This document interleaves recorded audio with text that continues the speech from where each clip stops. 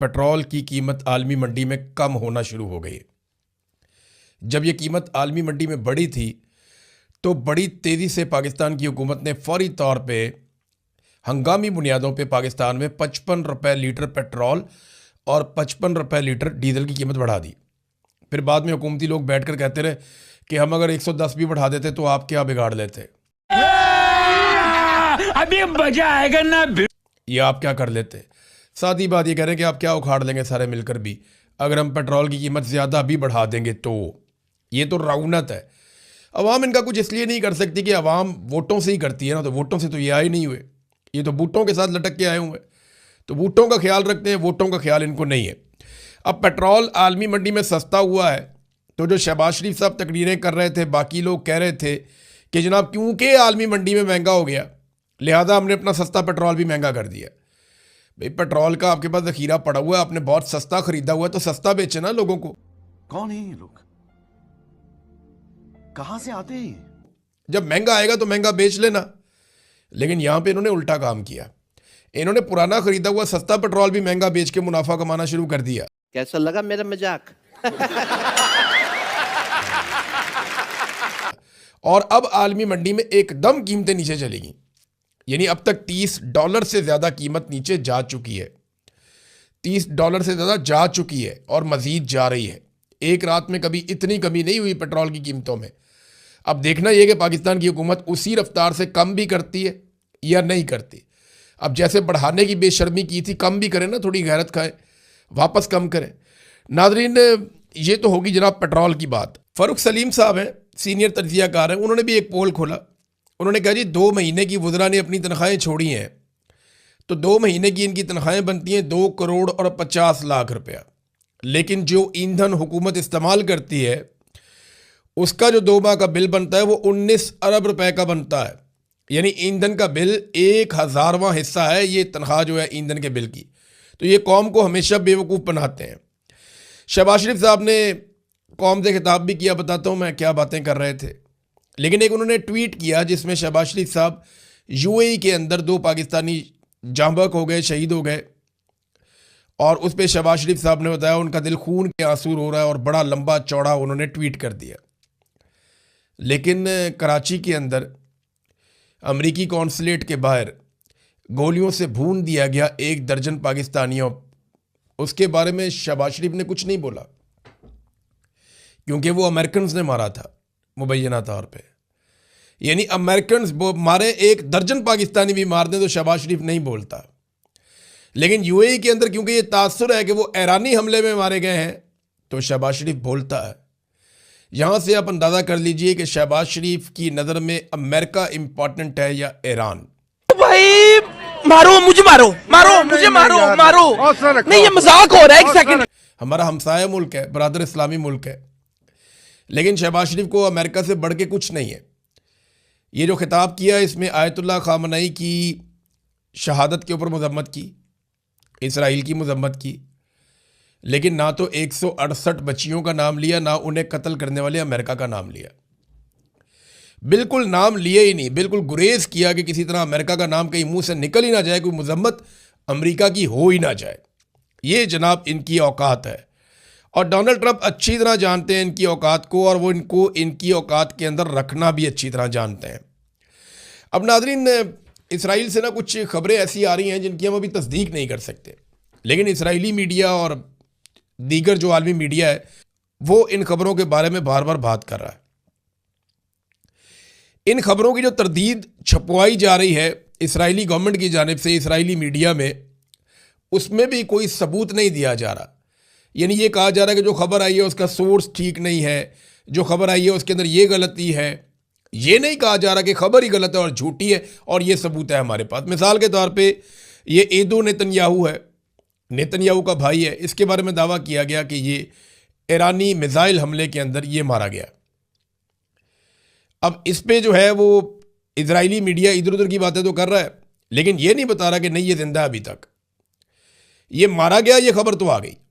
और ये दावा किया गया कि नेतन्याहू का भाई, जो खुद भी नेतन्याहू है, यानी ये बेंजामिन नेतन्याहू है जो वज़ीर आज़म है, और उसका भाई जो है वो एदू नेतन्याहू है, तो ईद उल नेतन्याहू के बारे में बताया जा रहा है कि वो एक हमले के अंदर मारा गया। लेकिन इसकी तरदीद भी इस तरीके से की जा रही है, जी खबर में यहाँ पे गलती है, ये वाली भी खबर में गलती है, इस तरह तरदीद की जा रही है। ये नहीं बताया जा रहा कि बंदा जिंदा है।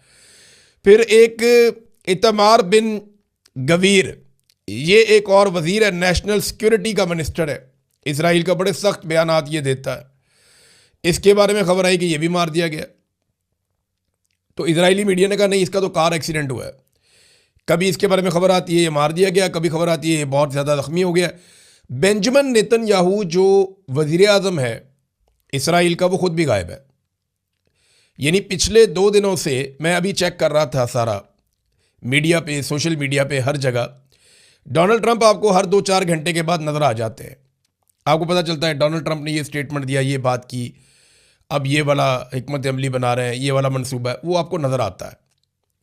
जंग में है ना, नेतन्याहू आपको लगातार एक एक दिन में 6-6, 7-7 दफ़ा नेतन्याहू की खबर आ रही थी, लेकिन गुज़िश्ता 2 दिनों से, अभी जब मैं रिकॉर्डिंग कर रहा हूँ, नेतन्याहू दिखाई नहीं दिया।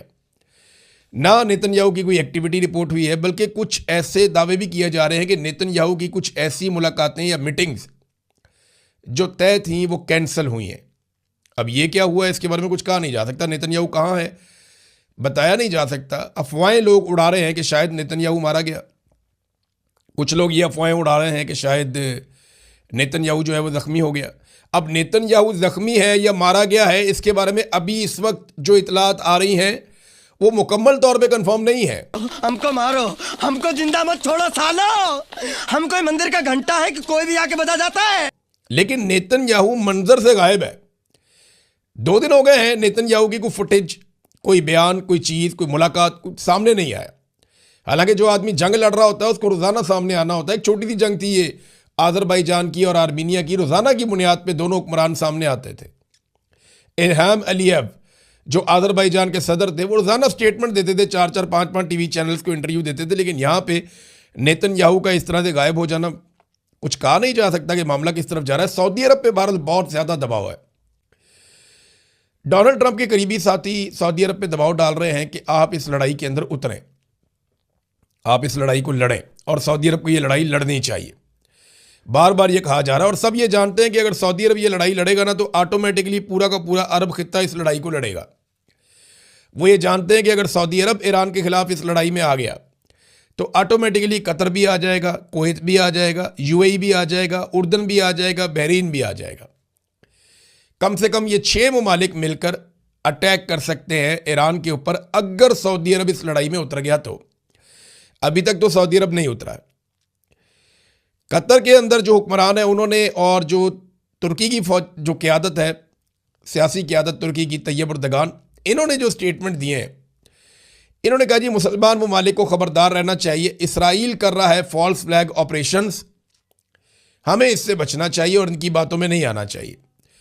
हम इनसे बचेंगे तभी महफूज रहेंगे, और ये हमें आपस में लड़वाना चाहते हैं, हमें इस चाल को समझना पड़ेगा। ये बात तुर्की भी कह रहा है और कतर भी कह रहा है। लेकिन सऊदी अरब के ऊपर शदीद दबाव है, जिस पे सऊदी अरब ने एक स्टेटमेंट तो जारी किया है, लेकिन ये पता नहीं है कि सऊदी अरब इस लड़ाई में उतरता है या नहीं उतरता। अच्छा, ये 5 अरब ममालिक जिनमें बहरीन है, कुवैत है, कतर है, यूएई है, उर्दन है, ये तो जाएंगे लड़ने के लिए अगर सऊदी अरब गया।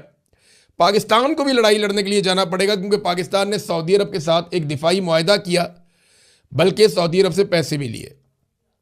पाकिस्तान की सिचुएशन बड़ी ऑड है, यानी एक बड़ी अजीबोगरीब सिचुएशन में पाकिस्तान फंस गया है। बड़ी मुश्किल सूरत हाल है कि सऊदी अरब से पाकिस्तान ने उस वक्त पैसा मांगा जिस वक्त सऊदी अरब को पाकिस्तान की ज़रूरत है। यानी पाकिस्तान के फील्ड मार्शल को तलब किया गया सऊदी अरब में, सऊदी वज़ीर दिफा ने बुलाया, तो पैसे वैसे देते हैं तो वो तलब ही करते हैं, रिक्वेस्ट नहीं करते वो लोग। तो उन्होंने बुलाया, बुला के आसिम मुनीर साहब से बात की। आलमी मीडिया में खबरें छपी कि पाकिस्तान को अब कहा जा रहा है कि जनाब हमारी हिफाजत के लिए आए, आपने हमारे साथ दिफाई मुआहदा किया हुआ है। तो उसके बाद बजाय कि पाकिस्तान को इस पर वाज़ेह स्टेटमेंट देता, पाकिस्तान ने मुतालबे कर दिए। यानी जब कोई मुल्क फंसा हुआ हो, कोई मुल्क हालत जंग में हो, किसी की फैक्ट्रियाँ और मिलें बंद हो रही हों, किसी का कारोबारी ज़िंदगी मुअत्तल हो गया हो, किसी मुल्क के अंदर बम गिर रहे हों, किसी मुल्क की समुद्री रस्ते बंद हो जाए, उनका जो सोर्स ऑफ इनकम सबसे बड़ा है ऑयल रिफाइनरीज, वो वहाँ पे काम रुक जाए, तो इसका मतलब क्या होता है? इसका मतलब होता है कि वो मुश्किल में है। तो जब वो मुश्किल में है उस वक्त आप उससे पैसा मांग रहे हैं कि जनाब $5 अरब डिपॉजिट दे दें और $5 अरब का आप हमें तेल दे दें। ये पाकिस्तान ने इखलाकी नुक्ता नज़र से बहुत अजीब काम किया। पाकिस्तान की सरकार ने बड़ी घटिया और छोटी हरकत की है।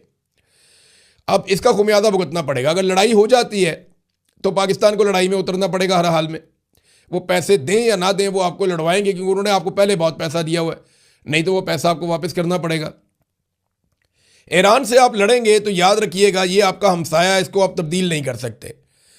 ईरान जीत गया तो आपके लिए हमेशा के लिए एक मुसीबत बनी रहेगी, और अगर ईरान हार गया और वहाँ रजीम तब्दील हो गया तो समझ जाए कि वहाँ पे एक ऐसा रजीम आ जाएगा जो बलूचिस्तान में हमेशा के लिए आपके लिए एक सरदर्द बन जाएगा। तो एक तो ये सिचुएशन है लड़ाई की सूरत में। और अगर पाकिस्तान ये लड़ाई नहीं होती तब भी सऊदी अरब ये बात याद रखेगा कि जब हमारे पे मुश्किल वक्त आया था हमने पाकिस्तान को आवाज़ दी तो पाकिस्तान ने पैसे मांग लिए थे। ये बात भी सऊदी हुक्मरान अपने जहन में रखेंगे। और मोहम्मद बिन सलमान ये 3-4 दफ़ा